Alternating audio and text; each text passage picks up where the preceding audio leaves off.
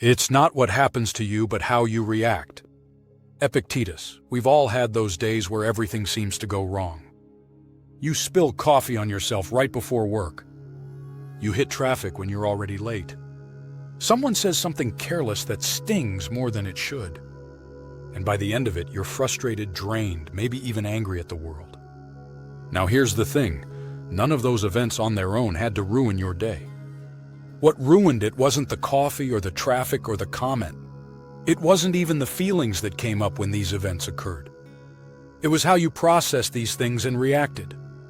It was how you internalized them, and it was your choices. That's exactly what Epictetus was pointing at when he said this. The Stoics believed that events themselves are neutral. A flat tire? Neutral. Someone cutting you off in traffic?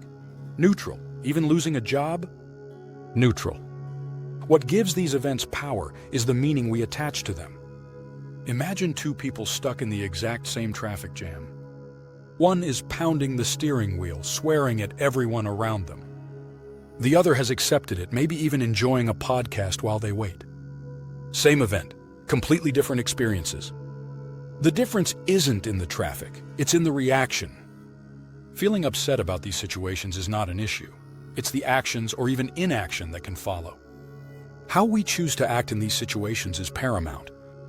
If we choose to act irrationally when cut off, we may end up becoming the person that cuts someone else off. If we choose to act in anger at the coffee shop, we may be the person that is causing harm. This doesn't mean we have to be robots who never feel anything. The Stoics weren't saying don't feel. They were saying don't be ruled by those feelings. You get to decide how far they go. You are the master of your reasoned choice. So how do we actually practice this? How do we stop letting little things hijack our mood? The first step is to pause. When something happens, whether it's an insult, a setback, or a surprise, notice the space between the event and your reaction. Viktor Frankl, a modern thinker who survived the Nazi concentration camps, said, "Between stimulus and response, there is a space. In that space is our power to choose our response. In our response lies our growth and our freedom." That's pure Stoicism in action. We work to widen that space so that we can occupy it easier. Second, try asking yourself, is this within my control? Can I change the fact that I spilled coffee? No. Can I change the fact that traffic is bad? No. But I can change what I do next. I can clean up the spill. I can take a breath in traffic instead of raging about it. I can let the insult slide instead of carrying it all day. The situation might not change, but I will. And third, practice gratitude in the middle of it. Yes, you spilled your coffee, but at least you have coffee. Yes, traffic is bad, but at least you have a car. That little shift in perspective turns frustration into appreciation, and it's surprisingly powerful once you get used to it.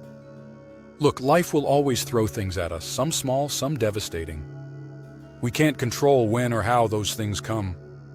But what we can control is the story we tell ourselves about them. We get to decide whether we make the event bigger and heavier, or whether we shrink it down to a reasonable size and move forward. So the next time something tests your patience, remember Epictetus's advice. It's not the thing itself, it's your reaction that matters. Realizing you have that choice every day is when you start living with real freedom.